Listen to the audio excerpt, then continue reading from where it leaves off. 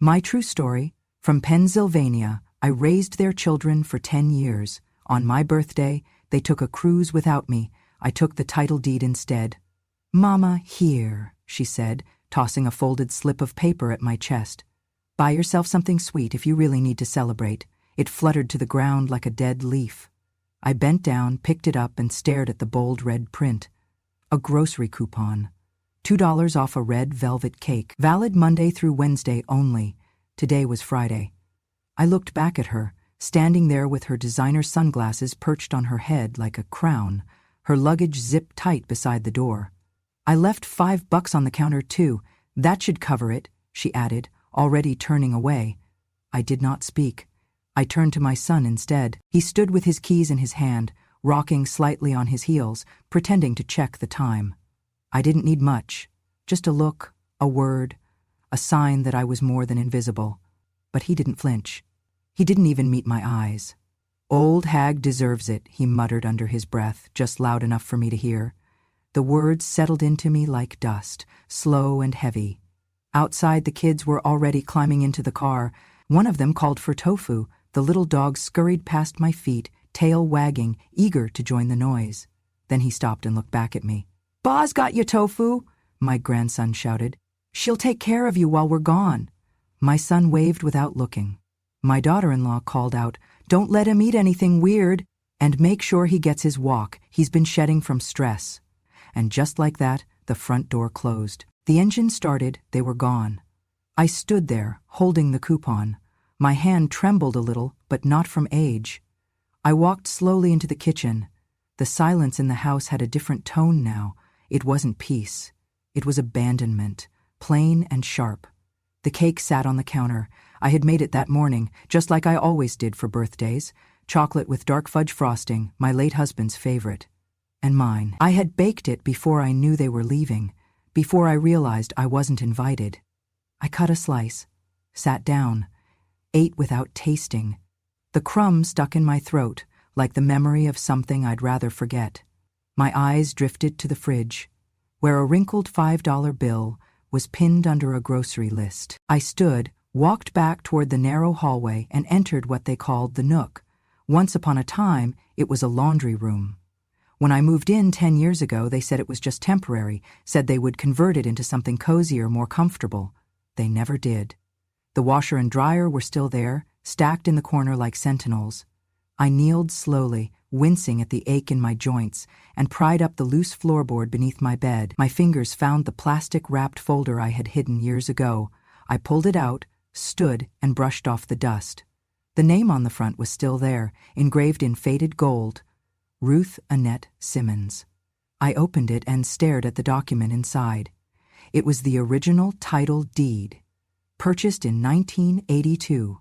My name, and my name only. Back then, my husband and I had just paid off the last of our debts. We used the settlement I won from a wrongful termination case, years of back pay, enough to put a down payment on this very house. We bought it together, but it was only my name on the paperwork. He insisted. "Just in case," he'd said. "So you always have something that is yours, even if the world forgets who you are." They had forgotten. Or maybe they never knew.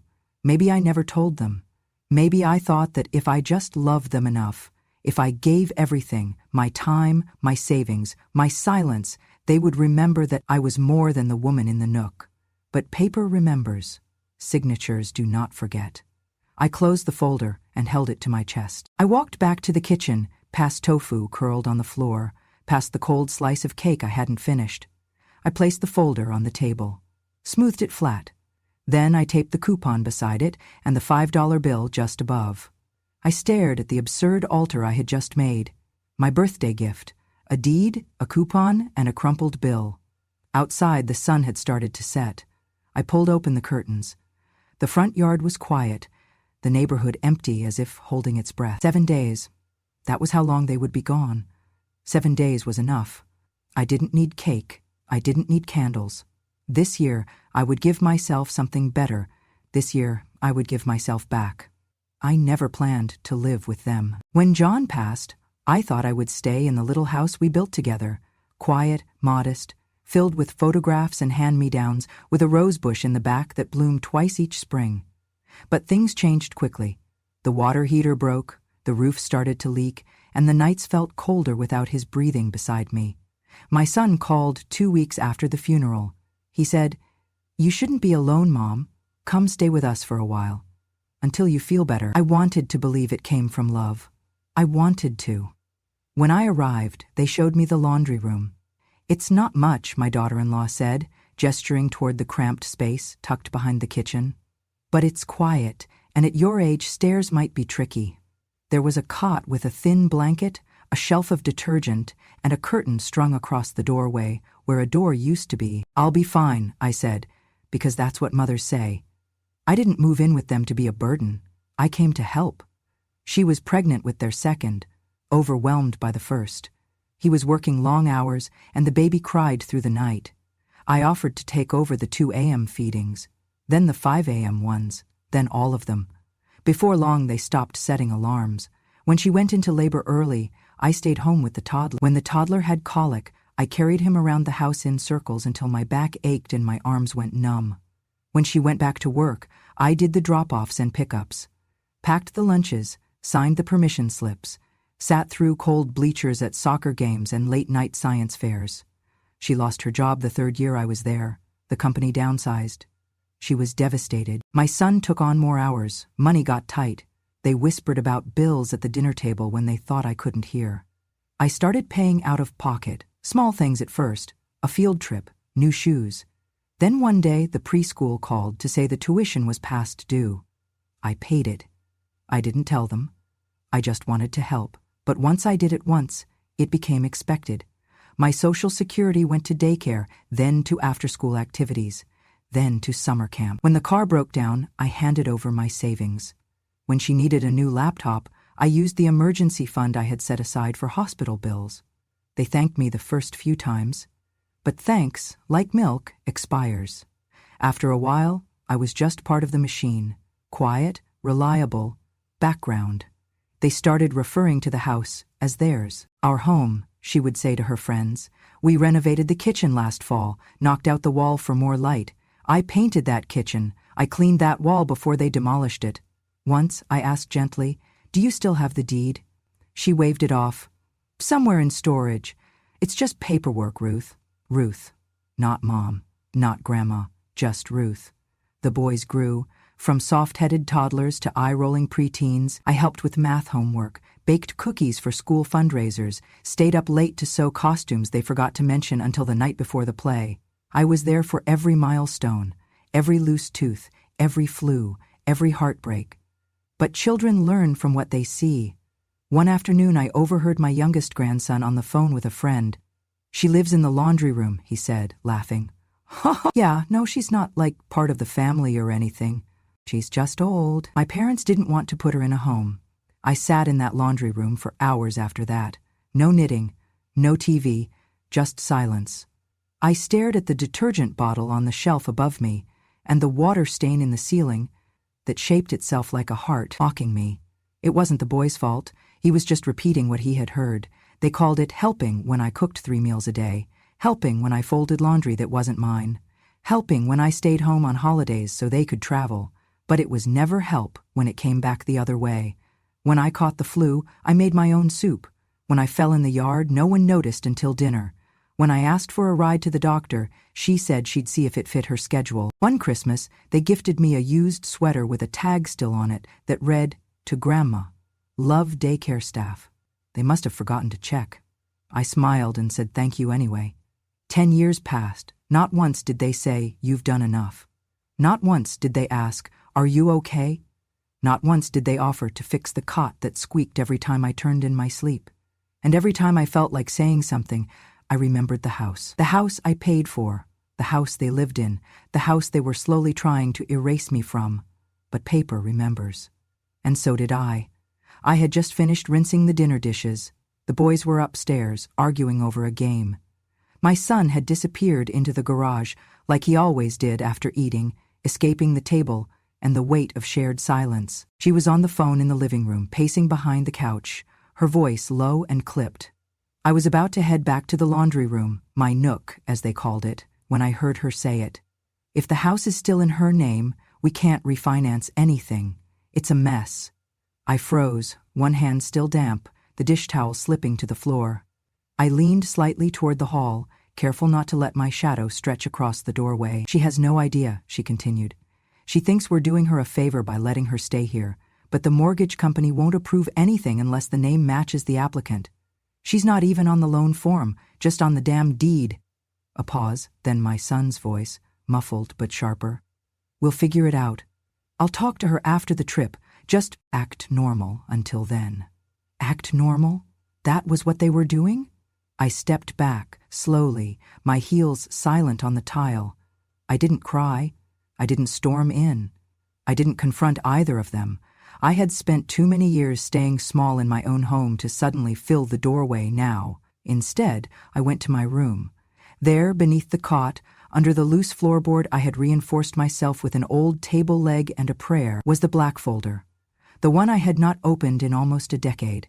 The folder still smelled faintly of the cedar chest it once lived in, back when John was alive. Back when we kept our documents safe, not because we feared our children, but because we believed in the future. I flipped it open. The pages were all there. The original deed, the tax documents, the receipts from the title office. My name, etched in ink that had not faded. Not even a co-signature. Just me, Ruth Annette Simmons. In 1982, we had bought this house with cash from my wrongful termination settlement. I was a secretary at the insurance agency downtown. When I got pregnant with our third child, they replaced me. No warning, just gone. I sued them, won, and bought this house as a promise to myself that I could lose things and still build something new. John had insisted it stay in my name. One day, he'd said, this might be the only thing protecting you. I thought he meant from strangers. I never dreamed it would be from our own blood. I took the folder into the kitchen and laid it flat on the table. Then I turned on the old desk lamp in the laundry nook and began writing down everything I had overheard. The next morning, while they were out grocery shopping, I found the drawer in the home office where they kept their financials. It was unlocked. Careless. Or maybe they thought I was too old to snoop. There it was. A refinance application, half complete, typed in my son's name.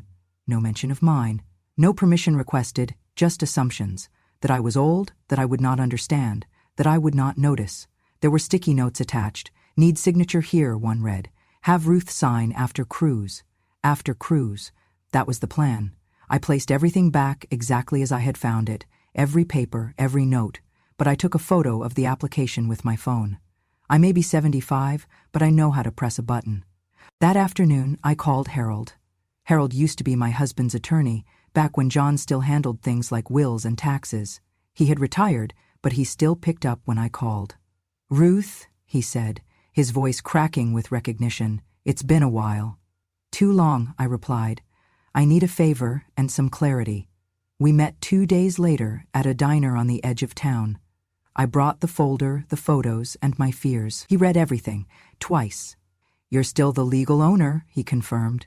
They can't do a thing without your written consent, not legally. What about occupancy? You're not a tenant, you're the landlord, you have full rights. I sat back in the booth. The waitress topped off our coffee. The sun was setting through the dusty blinds, painting Harold's white hair with gold. I need you to make a copy of everything, I said, and hold it, just in case they try anything, and, if I don't come back for it, I said, send it to my cousin Lillian in Ohio. She'll know what to do. He nodded. You thinking of kicking them out? Not yet, I said. Not yet. Because I was not ready. Not yet. But I was remembering now. I was remembering every whisper behind my back, every sigh when I asked a question, every time they laughed louder when I entered the room, as if trying to drown me out. Every time they spent what I gave like it was theirs to begin with. And most of all, I remembered the look in my son's eyes when he said it. Old hag deserves it. Maybe I did. Deserved this moment. Deserved to see them clearly at last. Deserved to stand on something I built with my own hands and savings and suffering. I tucked the folder back under the cot that night. but I slept with a different kind of silence. Not defeat. Readiness. I woke up early that morning. My body ached like it always did, slow to rise, slower to move. But I had plans. Quiet ones. The house was still empty. They had left 2 days earlier, their luggage stuffed with matching outfits, sun hats, and promises of self-care. The boys had waved goodbye like they were going off to camp. No one said anything about my birthday. That was fine. I cleaned the kitchen first, humming an old tune that used to make John tap the table with his fingers. Then I pulled out the cake mix, chocolate again, from scratch. Not because I expected anyone to eat it, but because baking still made me feel human, still reminded me of the days when I made things people actually wanted. I folded in the eggs, poured the batter, and waited. The oven clicked softly, its heat filling the air like memory. I laid out a tablecloth, an old one from our first Christmas here, and lit 2 candles. Not 75, just 2, for hope and for stubbornness. Dinner was simple. Roast chicken, steamed carrots, mashed potatoes. I made enough for everyone, even though it was just me and tofu. The dog sat under the table, yawning between bites of kibble. I ate alone, chewed slowly, swallowed carefully. Each bite felt like a compromise between dignity and habit. When I opened the drawer to grab the matches, I found it. A birthday card. Colorful, glittery, paw prints along the border. I smiled for a second. My heart lifted like a balloon just starting to rise. Then I opened it. Happy birthday to the best dog in the world. We love you, Tofu. It was signed with the boys' names. A paw print was stamped in the corner in purple ink. My hands didn't shake. Not this time. I folded the card in half, placed it gently on the plate beside the uneaten chicken, and blew out the 2 candles. No one had remembered. No call, no text, no message slipped under the door in guilt. I sat there a long time, staring at the flickering wick smoke curling in the air. The kitchen grew darker. The shadows crept up the walls. Tofu whined once, then settled again. I pushed my plate away, stood, walked to the nook. I took out the notebook, the one with the blue cover and bent corners. Inside I wrote slowly, 1 line at a time. I was born on this day 75 years ago. My mother screamed and prayed. My father smoked outside. They said I was stubborn from the start. I tried not to be. The letter was not long. 3 pages. A record. A goodbye. A soft exhale of a life that had become smaller and smaller, like a room with shrinking walls, but I could not finish it. Halfway through the last page I stopped. There was something unfinished, something louder than grief, louder than silence, a pulse, a truth, a question. Was this all? Was this how it ended? Invisible in the same home I had built, discarded on the same floor I had mopped, erased inside the same walls I had painted with love and sacrifice? No. I stood up, walked to the table, looked at the dog's birthday card again, and I laughed. For the first time in years I let myself laugh. A dry, bitter, hollow sound, like leaves crunching under old boots. They had remembered the dog. They had printed his name in glitter. And they had not remembered me. I took the card and taped it to the fridge, beside the $5 bill and the coupon. My altar of reminders. Then I went to the closet, pulled out the file folder, sat down, and opened my laptop. I began to type. Not a letter this time, not a suicide note, a plan. Because I was not done. Not yet. Because somewhere inside this house was a woman who had worked 40 years without complaint. A woman who had fed generations. A woman who had built her name on paper, in ink, in sacrifice, and I would not let that name vanish in the laundry room. They thought they had 7 days to rest. I had 7 days to rise. The next morning I called Harold again.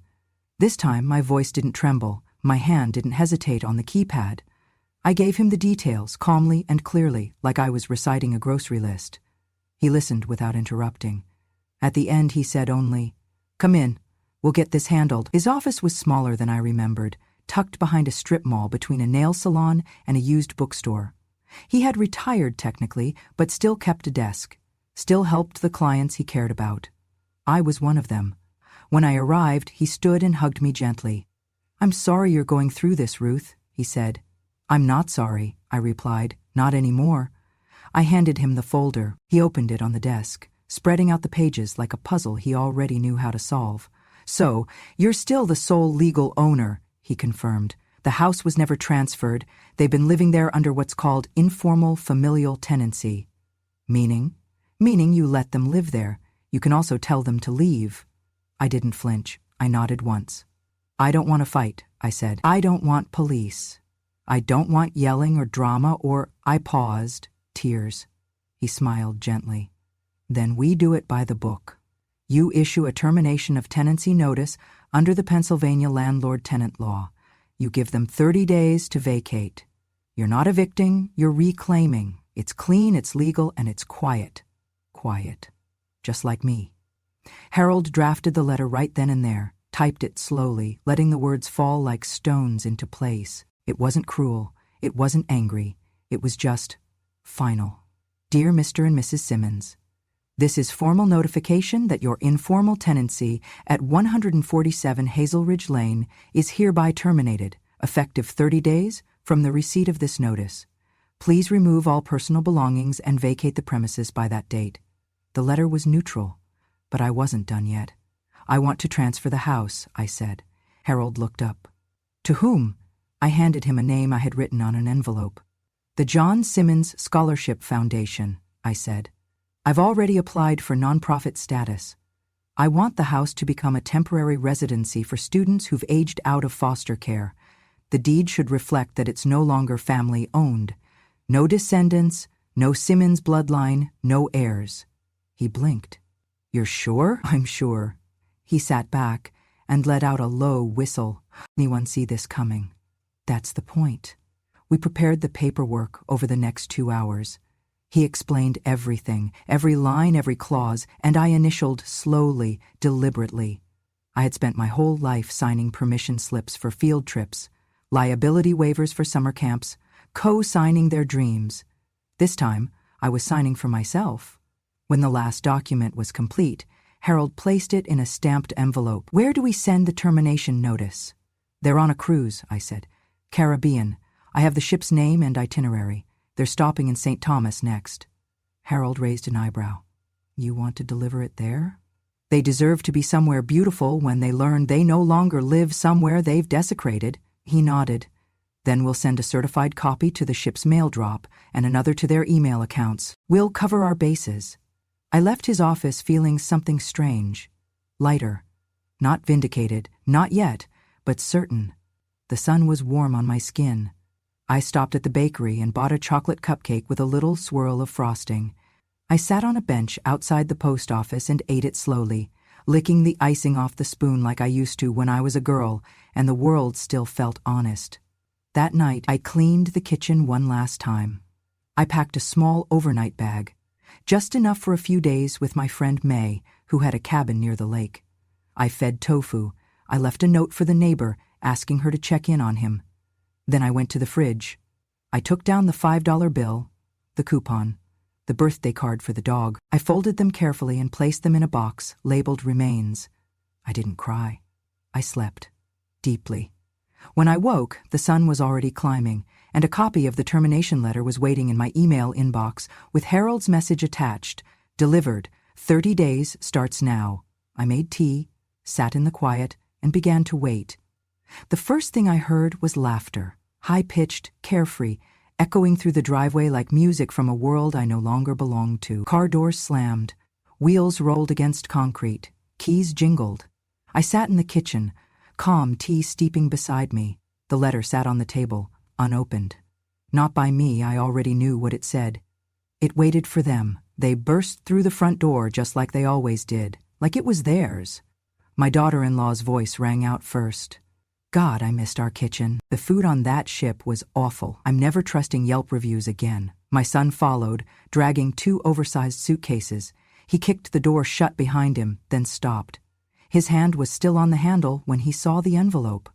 "What's this?" he asked, squinting at the heavy cream paper with the embossed return address. She didn't wait. She snatched it off the table, tore it open like it was junk mail.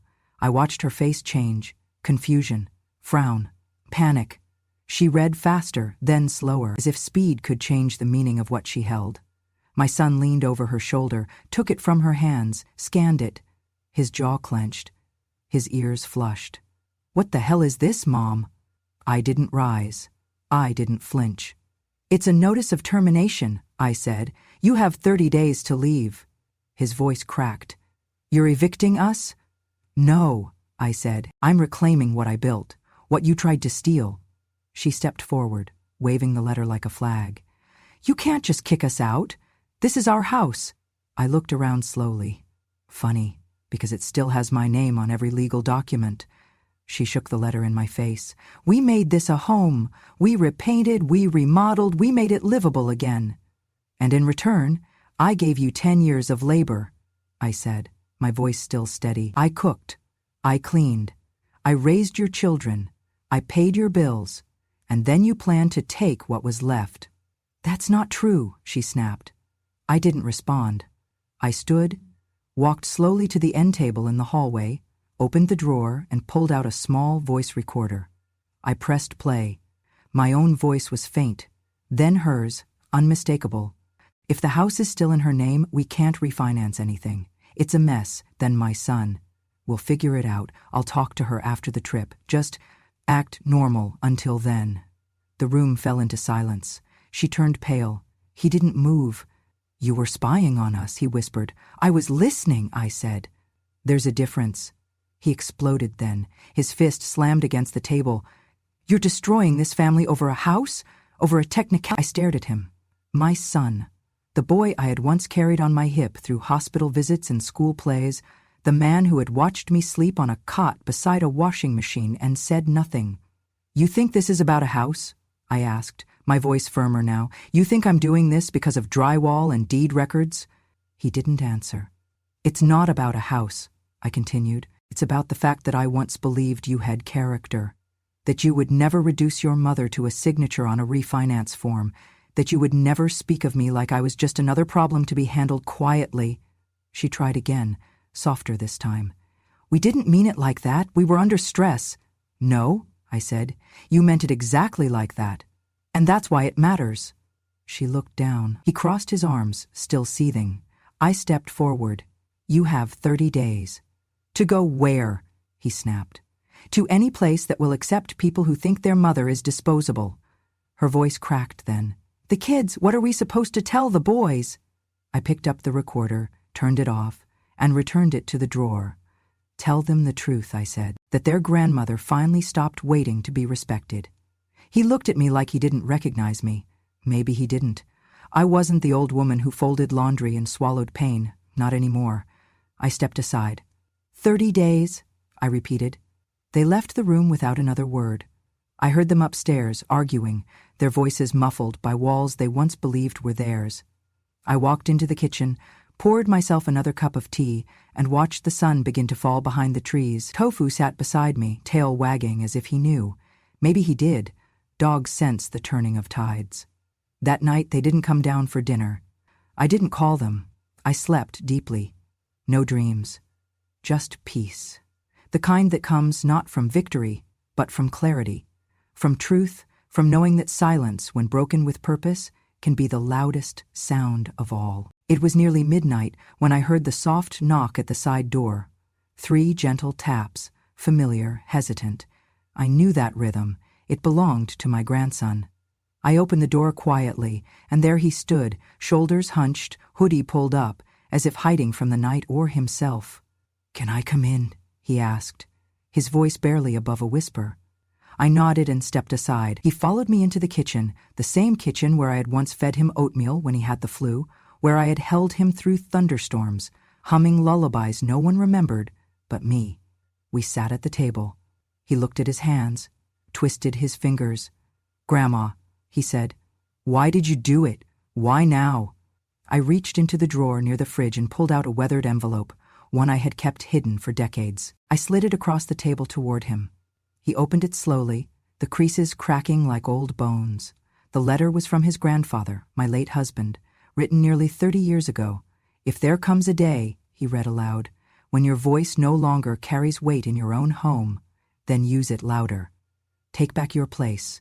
Do not vanish. Do not shrink. You are not furniture. You are the foundation. He looked up at me, eyes glistening. He wrote this for you?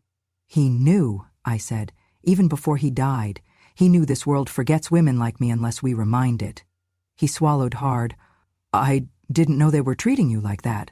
I just thought it was normal. You were a child, I said gently, but children grow up. They choose what they want to see. He hung his head. I guess I didn't want to believe it, he whispered. I didn't want to see you sad. I wasn't just sad, I said. I was erased, slowly, kindly, conveniently. He reached across the table and held my hand. For a long time, neither of us spoke. Then he said, "They're saying you hate us." I smiled faintly. I don't hate anyone. I just stopped waiting to be loved properly. A few minutes later, he stood to leave. At the door, he turned back.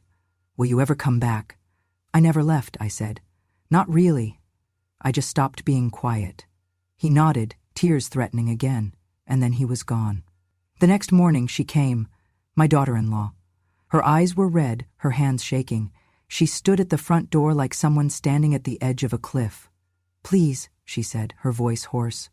"I know you're angry, but can we talk?" I said nothing. She stepped inside. "We have nowhere else," she said. "The boys, they don't understand. He's furious. But me, Ruth, I'm begging. I know we were wrong. I know." I looked at her, really looked. The woman who once called me extra luggage. The woman who gave me chores instead of kindness. The woman who threw a coupon at my feet and called it a gift. "I don't want to be enemies," she said. "Can we stay? Just until we figure something out? I swear we'll change." I walked past her to the hall closet. From the top shelf, I pulled a photo frame.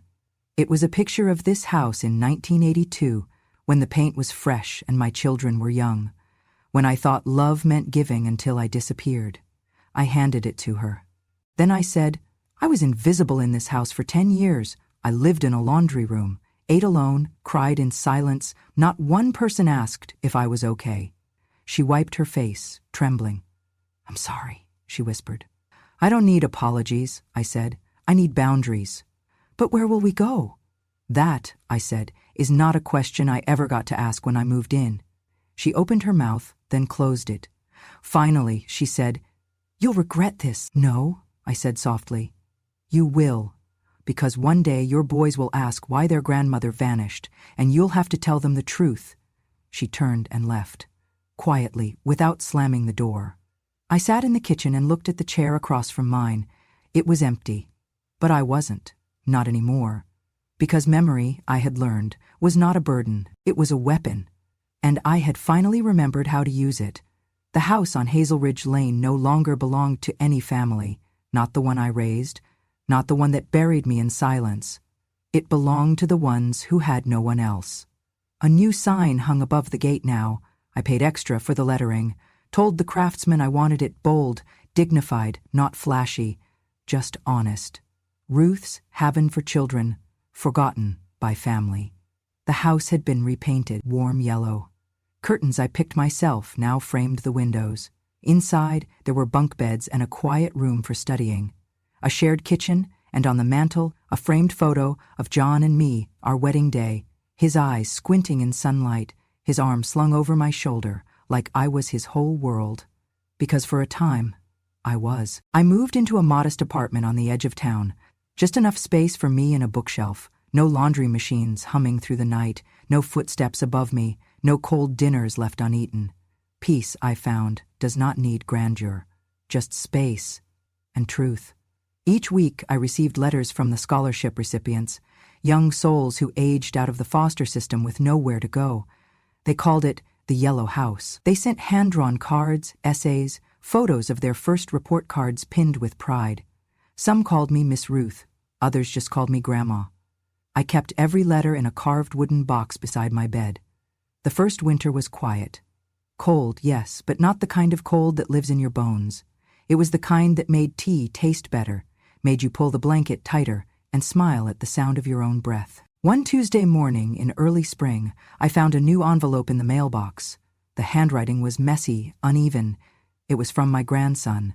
Inside, a single sheet of lined paper. "Grandma, I am sorry. I know now what I didn't want to see. You weren't just there. You were holding us all together. I wish I had said thank you before it was too late. I miss you. I understand now. Love, E. I read it once, then twice. Then I folded it carefully and walked to the small table where John's photo stood. His ashes rested beneath, in the urn he picked himself, with that same old smirk. I placed the letter beside it, lit a candle, and whispered, I am not a shadow in my own home anymore, darling. Outside, a bird sang. Tofu lay curled at my feet, older now, but still watching me with those soft, knowing eyes. I poured myself a cup of tea, and let the quiet remind me, some goodbyes are the beginning of everything true. Thank you for listening to this true story, one that took a lifetime to find its voice. If it moved you, if it reminded you of your worth or of a silence you once swallowed just to keep peace, know this: you are not alone, and your story is not over. Subscribe to Grandma True Stories, where every week I share the truths we were told to bury, the memories they hoped we'd forget, and the quiet revenge only time can deliver. Because wisdom does not shout, it remembers. And when a grandma speaks, the world finally listens.